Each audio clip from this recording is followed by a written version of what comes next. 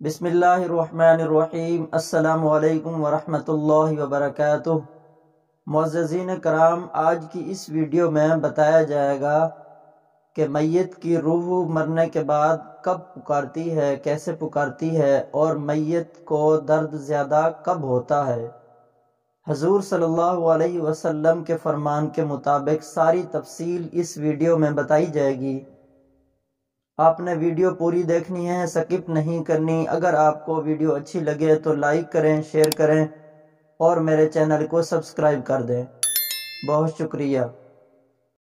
حضرت زیاد رضی اللہ تعالی عنہ سے روایت ہے کہ نبی کریم صلی اللہ علیہ وسلم نے ارشاد فرمایا کہ میت پر سب سے زیادہ سخت حالت اس وقت ہوتی ہے جبکہ غسل دینے والا اس کو نہلانے کے لیے آتا ہے، اس کی انگلی سے انگوٹھی اتارتا ہے، جسم سے لباس اتارتا ہے، سر سے عمامہ جدا کرتا ہے، اس کی روح بے چین ہو کر فریاد کرتی ہے جس کی آواز جن و انس کے سوا سب سنتے ہیں، اور کہتی ہے اے نہلانے والے، تجھ کو خدا کی قسم میرے کپڑے بہت نرمی سے اتارو، کیونکہ ملک الموت کے پنجے کی تکلیف سے مجھے پوری طور پر ابھی آرام نہیں ملا۔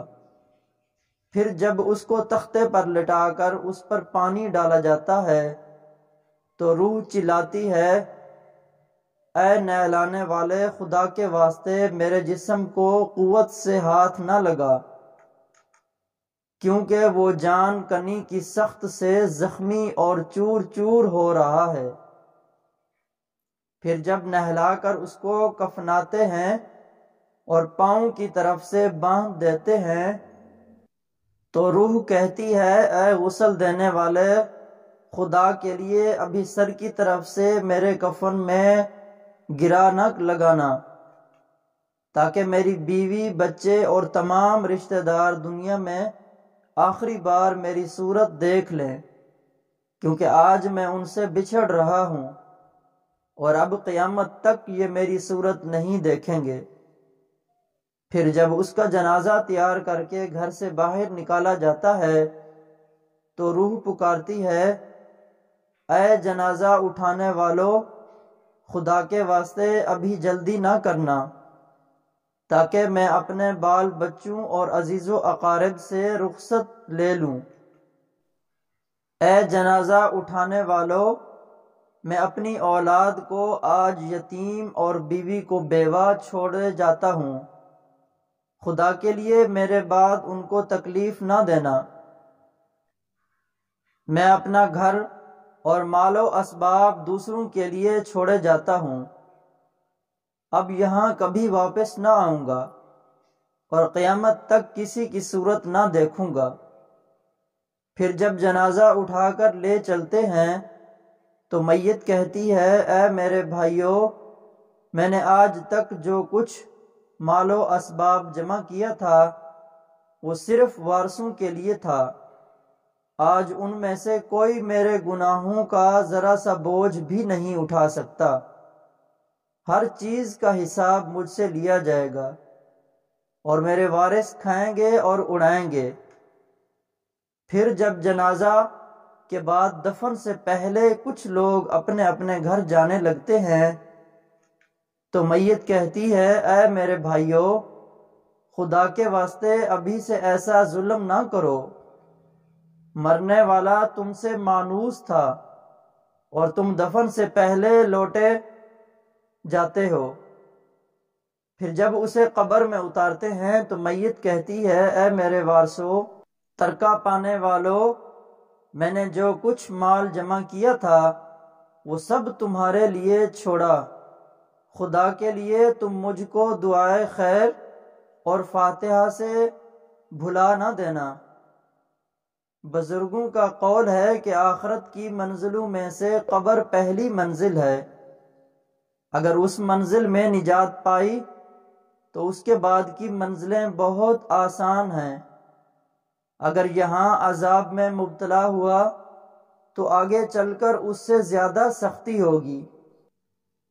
حدیث شریف میں آتا ہے کہ مردہ قبر میں ایسا ہے جیسے کوئی شخص پانی میں ڈوب رہا ہو اور مدد کے لیے فریاد کرتا رہا ہو۔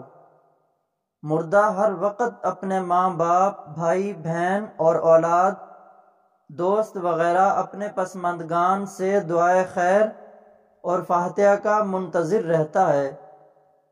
جب اس کو اس کے پسماندگان کی طرف سے کوئی تحفہ ثواب پہنچتا ہے تو وہ اس کے لیے تمام دنیا اور آخرت میں جو کچھ میں ہے تو وہ اس کے لیے تمام دنیا اور جو کچھ دنیا میں ہے اسے محبوب و مرغوب ہوتا ہے، اور اللہ تعالیٰ اس کے رشتہ داروں کی دعائے خیر کے ثواب کو قبرستان والوں پر پہاڑوں کے برابر داخل فرماتا ہے۔ موت ایک دروازہ ہے جس میں سب لوگوں نے داخل ہونا ہے۔ حضرت عثمان رضی اللہ تعالی عنہ فرماتے ہیں جب کسی قبر پر جاتے تو اتنا روتے کہ ان کی داڑھی آنسوں سے تر ہو جاتی۔ آپ سے پوچھا گیا کہ آپ جنت و جہنم کا تذکرہ کرتے ہیں تو نہیں روتے مگر قبر دیکھ کر روتے ہیں۔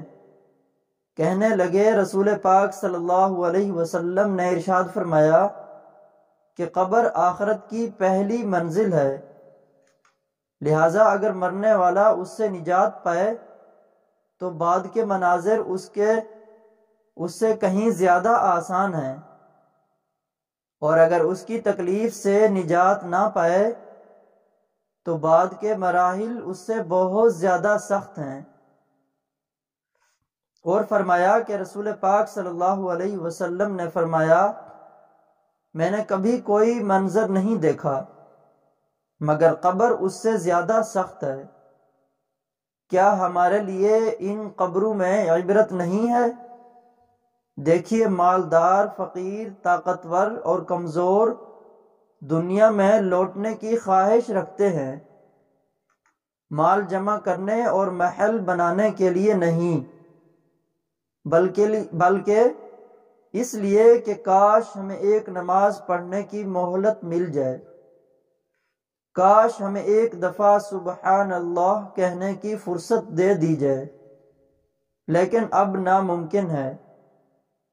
اب اعمال نامے لپیٹ دیے گئے ہیں، روح جسم سے نکال لی گئی ہے، زندگی کی مہلت ختم ہے۔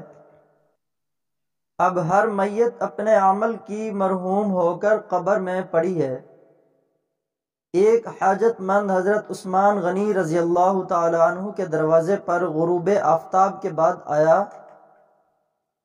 ابھی اس نے دستک نہ دی تھی کہ حضرت عثمان غنی رضی اللہ تعالی عنہ کی آواز اس کے کانوں میں پڑی۔ وہ اپنی اہلیہ سے شکایت کر رہے تھے کہ چراغ کی بتی موٹی ہے جو تیل زیادہ استعمال کرنے کا سبب بن رہی ہے۔ حاجت مند نے جو سنا تو وہ سوچتا ہی رہ گیا کہ وہ ایسے شخص سے حاجت پوری کرنے کی کیا توقع کرے جو تیل کے معمول سے زیادہ خرچ ہونے پر اپنی بیوی کو سرزنش کر رہا ہے۔ اس نے ارادہ کیا کہ حاجت بیان کر کے دیکھوں، شاید میری کچھ امداد کر ہی دے۔ دستک سن کر حضرت عثمان غنی رضی اللہ تعالی عنہ باہر آئے۔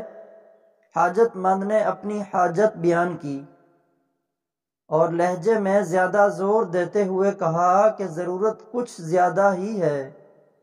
حضرت عثمان غنی رضی اللہ تعالی عنہ نے اس شخص کا ہاتھ تھاما، بستی سے باہر لے گئے جہاں آپ کا سامان تجارت بڑی تعداد میں رکھا ہوا تھا۔ فرمایا یہ سب تیری نظر ہے، کیا اس سے تمہاری ضرورت پوری ہو جائے گی؟ وہ شخص حیران ہکا بکا دیکھتا رہ گیا۔ چنانچہ اس نے عرض کیا حضرت یہ سب کچھ میری ضرورت سے زیادہ ہے۔ امیر المومنین نے فرمایا مجھے خوشی ہے کہ یہ تمہاری ضرورت سے کم نہیں ہے۔ اس شخص نے کہا اے حضرت ایک بات بتائیے، چراغ کی بتی قدر موٹی ہو جانے پر آپ اپنی زوجہ محترمہ کو سرزنش کر رہے تھے، حالانکہ چراغ اس قدر روشنی رکھنے میں شاید صرف 1 درہم کا تیل استعمال نہ ہوتا۔ وہ تو آپ کو گوارا نہ ہوا، اور یہاں ہزاروں کا سامان مجھے بلا تحمل دے رہے ہیں۔ تب آپ نے فرمایا، بھائی چراغ میں تیل کا زیادہ اسراف ہے، اور زیادہ اسراف اللہ کو پسند نہیں ہے، اور مجھے اللہ کے حضور اپنے اعمال کی فکر رہتی ہے۔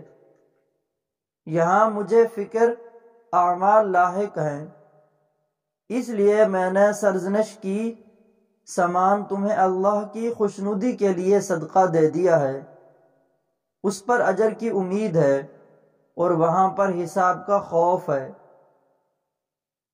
اللہ تعالی ہم سب کو دین کی سمجھ نصیب فرمائے، اور ہمارا خاتمہ ایمان پر فرمائے، آمین۔ ناظرین، اگر آپ کو میری یہ ویڈیو اچھی لگے تو لائک کریں، شیئر کریں، اور میرے چینل کو سبسکرائب کر دیں۔ بہت شکریہ۔ السلام علیکم ورحمۃ اللہ وبرکاتہ۔